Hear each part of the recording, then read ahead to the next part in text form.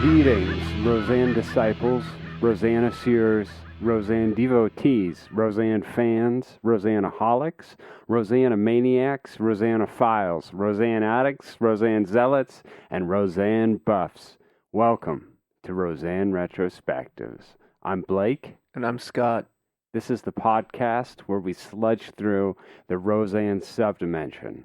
What is the Roseanne subdimension? Well, in the series finale of the show, the Roseanne subdimension is revealed when we learn that Roseanne has really been writing a book about her life, and what we have been watching is her version of the story. In an effort to distinguish the Roseanne subdimension from the Roseanne reality, we review each episode of the show. In this episode, Season 1, Episode 10, Saturday, we take a look at the episode where Roseanne's first real husband cameos.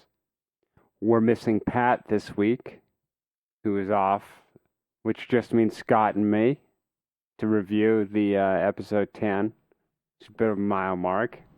10 is a sizable number. 9, not so much. No. We're, I think this is about 5%, a little less than 5% completion. 10 out of 220 some. And this is another episode to trudge through. It's not a particularly memorable episode. The episode involves Dan, who spends another Saturday working on his truck, drinking with his friends. Roseanne is fed up and bets Dan that he can't get the truck fixed by the end of the afternoon. If Roseanne is right, Dan has to take over all oven cleaning duties. If Roseanne is wrong, she has to take over all snow shoveling duties. Meanwhile, Dan's drinking buddy Dwight tries his hardest to impress a disinterested Jackie. Dan loses. Dwight leaves with Crystal after getting shut down with Jackie. There weren't too many episodes or too many scenes in this episode that I found myself thinking about what they would be like in the Roseanne reality. No, I agree. This is a really boring episode. It feels more like filler for a book than anything. I didn't find myself wondering what characters were like in real life or what their dynamics were like or if Dwight was a woman because Jackie is secretly gay. Well, do you think Roseanne's novel is serialized? Do you think she's so I get the impression that she fills it out at times, like Dickens. I don't think it's serialized, even though we see it as serialized. So you think that the whole piece has been written as a whole? I think it's just one big mammoth of a novel. Okay. How long do you think it is? Like 1,000 pages. That's a substantial novel. I think it's... Well, it hasn't been edited. No. Like, you think it's been edited? It's been edited. No, I mean, it's been edited by Roseanne. Like, she hasn't she's hired a edited professional editor. She's edited it, and, like, it's pretty close to getting ready. Okay, but an editor's going to come through and chop 70%. No. An editor's going to cut off, like, maybe, like, 10%. Okay. I don't see... Okay. I think what I mean to say is, I think it's ready, but I think that it's, like, also, like, severely inflated. Okay. Do you think it starts this week, the novel? Do you think that we're seeing Roseanne's novel as it has been written? You know what a good example is? You know A Confederacy of Dunces? Yeah. You know how that's like a really long novel? Mm-hmm. And like a professional editor might trim that down a lot. Mm-hmm. But as it is, it's like 800 or 900 pages. Right, okay. I think that's what this is like. Like it's way longer than it needs to be. And it's like a character novel too. Yeah, it is. And it's also like by a first-time author. Like that's a really good analogy the more I think about it. This is Roseanne's A Confederacy of Dunces that we're watching. So you think that do you think these episodes are appearing in the order that they appear in the novel?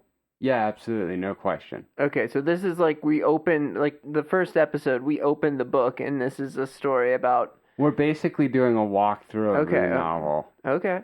So it kind of starts off as just memoirs of Roseanne's day-to-day life. Right.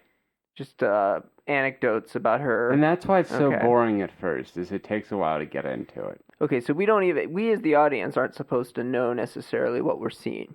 Right. We're supposed to just kind of relate to this character. Right. Gotcha. At least that's how I see it.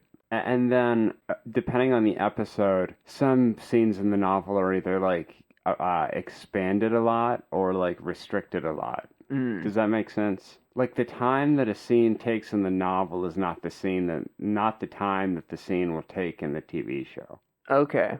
Yeah, because I feel like in this particular episode, the scene where Jackie and Dwight are having where Dwight is asking out Jackie. Right. That probably went longer than the amount of time it took in the episode. Yeah. That probably took longer, and the car thing probably took less time. Mm-hmm. I feel like that might have been the focus of the novel at first, and then it was shifted. Like, do you think they added the car retroactively? I could see that. Because Dwight just hangs around. He was hanging around last episode for the first time for no reason. Freddie also hangs around a lot. Yeah, we'll get into him. I think we actually heard Freddie mentioned for the first time. I think it was in one of the first couple episodes. Dan is talking to him on the phone, so I think that was luck. You think Freddie's a pretty easy name to get lucky with? I think that was just a generic name that they happened to use. I don't think that was them like pre-plotting Freddie. They had the Freddie character. Freddie's going to be coming in, everyone. And we should also mention that Freddie is Roseanne's first ex-husband. Bill Pentland, who you never hear from again after this episode. He appears. He's in one location, working on a truck. He puts on his coat. He puts on his hat. We never hear from him. We never see him again. Roseanne dumps him. He disappears off the face of the earth. Gone.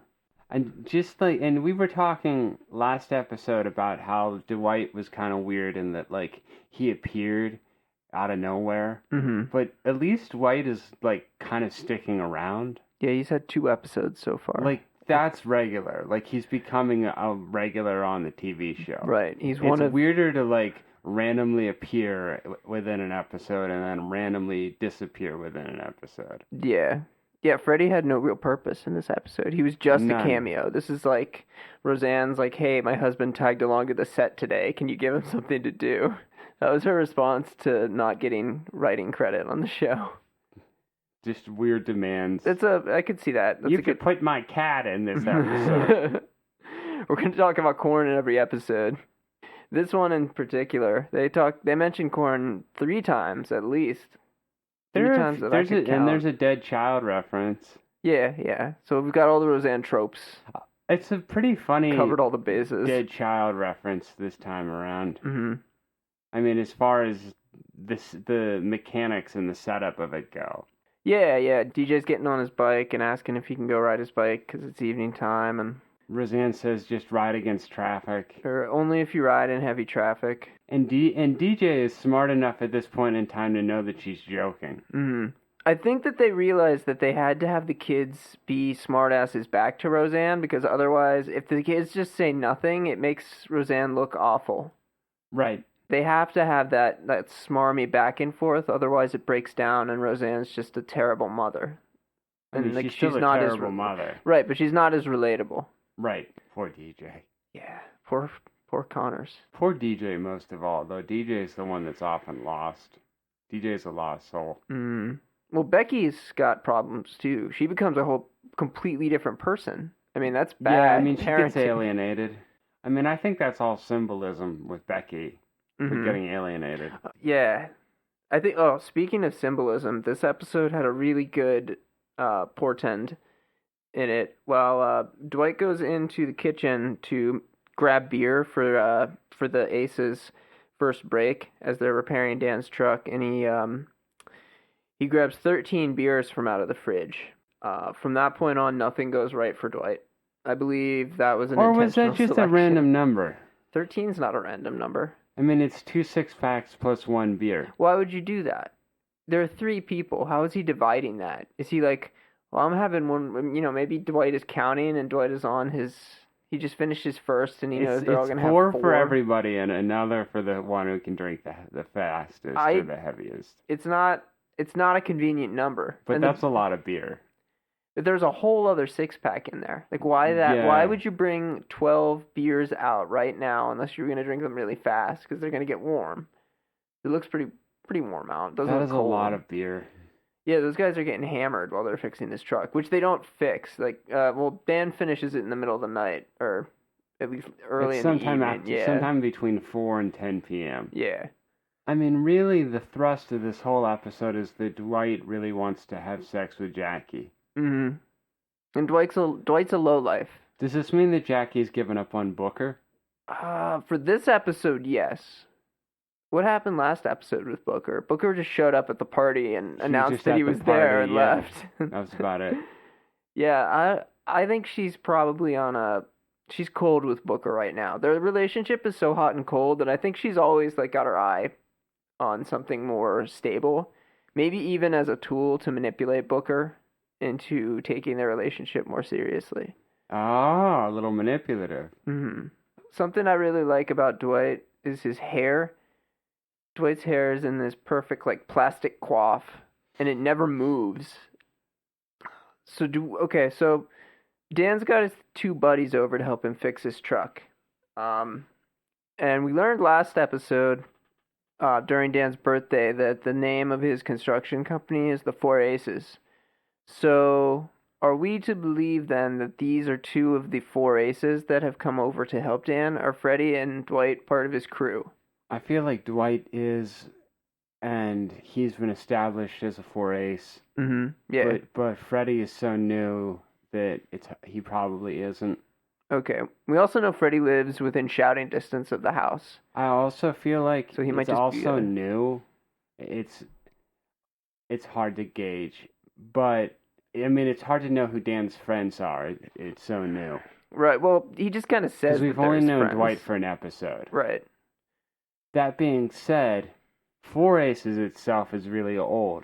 Because it's on that truck, which is, like, falling apart in their garage. Mm-hmm. It's just a decal, though. He could stick it on there. No, the 4 Aces, though, I feel like they're just retroactively establishing that that's how Dan does business. Yeah. I initially assumed he just went under Dan Connor. I think that's what everybody thought. Right. Dan Drywall Man. It does make more sense that he would have partners. Yeah. So you can't do every job by yourself. You can't. There's a lot of stuff as a contractor I don't think you can pick up by yourself, or like it's not safe to pick up. Right. There's also a lot of stuff you just don't have the time to pick up. Mm-hmm. It sounds like Dan does work with other people, too. That last episode, he was talking about working with another guy, like that young guy who kept trying to show him up. So I don't know what kind of situation Dan has found himself in. If he's a subcontractor. The other thing that's funny is that the girls, Crystal,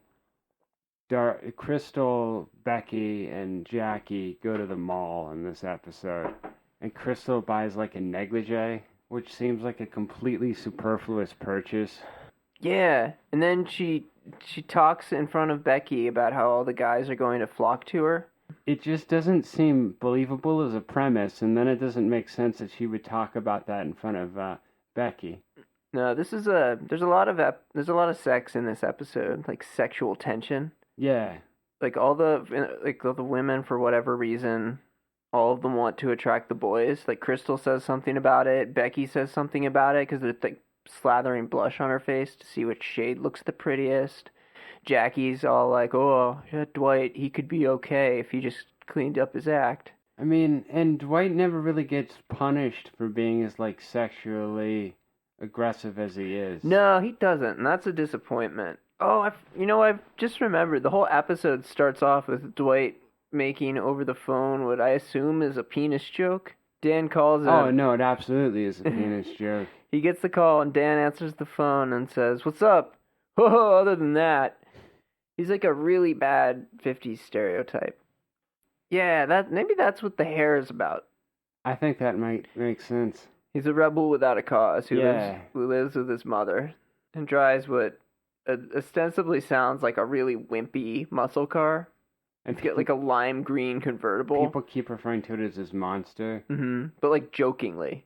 Yeah. Like I think he's a joke around town. I think calling it his monster also sounded like a dick joke. Yeah, it did. And he makes reference to his dick kind of when he's hitting on Jackie. Or he makes reference to her chassis, which I don't really know what part of her that is in reference to. Part of the undercarriage. Yeah, I guess so. He's a clueless soul.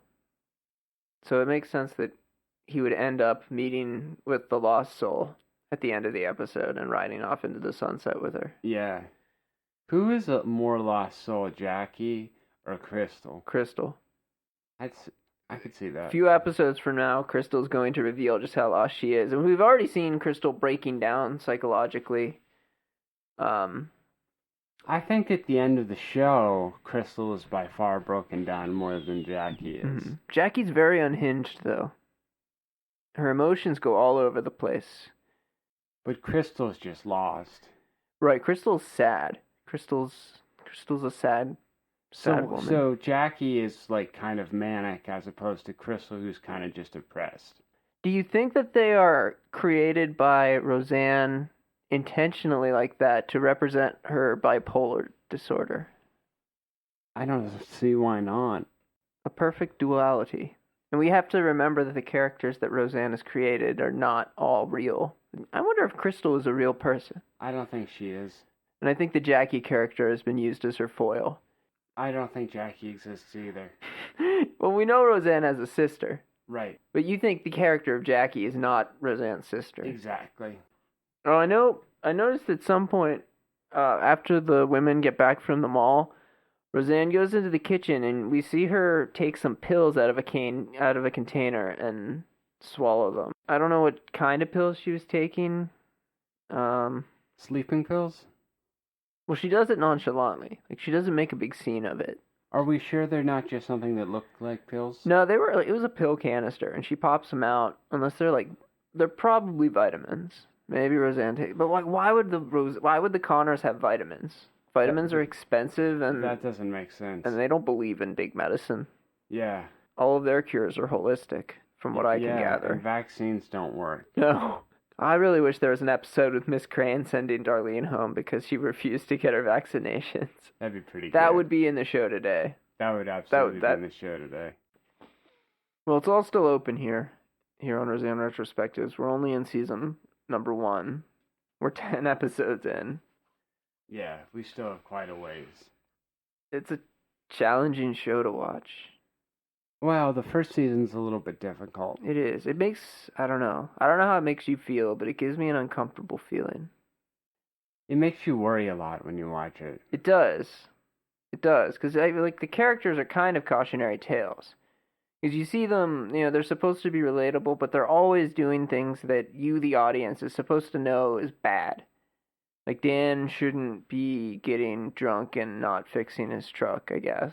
Right. I mean, that only hurts himself, but there have been other episodes where we've seen them do things that are bad. Right. Make poor choices. So we're not necessarily, so it is supposed to try and teach us lessons, I think, about our life. Do you think that was Roseanne's intention for the novel? Like, no. I kind of got the impression this is more of just, I'm telling my story and I'm going to make some money off of it. I think her novel was just a way to cope with grief. Mm-hmm. But do you think that, okay, so there is going to be like a big, heavy-handed moral that's part of Roseanne's novel. Yeah, we've seen a little bit of that already. Yeah, it's about dealing with grief. Yeah. Ultimately. Yeah. Okay, so she's setting up the mood right now. It's about family and like the compromise that one has to make for family, and then like the ultimate grief that happens when your family falls apart. Perfect. I mean, strung out over 8 or 9 seasons. With a laugh track. With a laugh track. And a bunch of confusing subplots.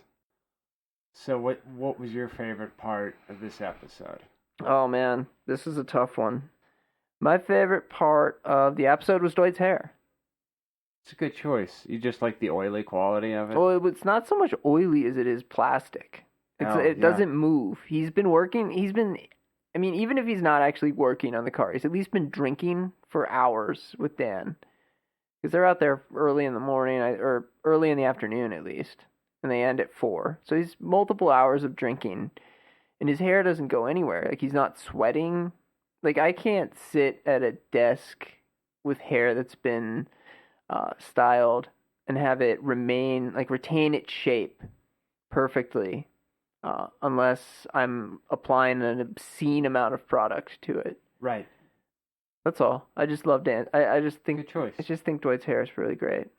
I'd say mine was probably discovering that Dan had a truck that we never knew about. They mention the truck when they are coming back from the bar. And then in combination with discovering this truck that we've never seen, discovering that it has a decal for 4 aces on the side. It feels like archaeological work that randomly occurred. I think I think it's believable that he's had the truck and we just haven't seen it. It almost feels like retconned. It just doesn't feel right. And I like that. So I thought that was pretty interesting. So we're Roseanne Retrospectives. You can find us on YouTube or Facebook or Twitter or Tumblr or any other type of public media site. iTunes. You can find us on iTunes. iTunes too. We invite you to come give us a listen and have a good night. Have a good night, all.